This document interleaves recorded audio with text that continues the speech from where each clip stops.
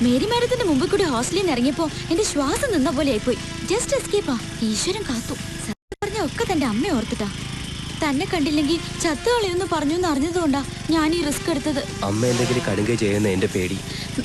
താൻ ടെൻഷൻ അടിക്കാതിരിക്കടോ, ഒന്നും ഉണ്ടാവില്ല.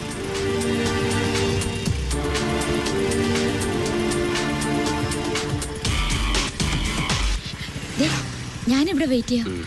എന്നെ കണ്ട ആരെങ്കിലും തിരിച്ചറിഞ്ഞ പ്രശ്ന. അമ്മയെ കണ്ടിട്ട് പെട്ടെന്ന് വരണം.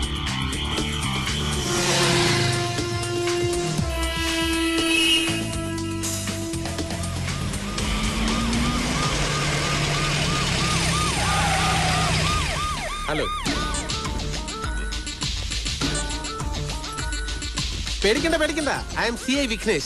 ഇവിടെ വരുന്നവരെയും പോകുന്നവരെയും നിരീക്ഷിക്കാൻ വേണ്ടി ഞങ്ങൾ ഈ പരിസരത്ത് പോലീസിനെ ഏർപ്പാടാക്കിയിട്ടുണ്ട്. ഒന്ന് ചെക്ക് ചെയ്യാൻ വേണ്ടി ഇറങ്ങിയതാ. കുട്ടിയേതാ?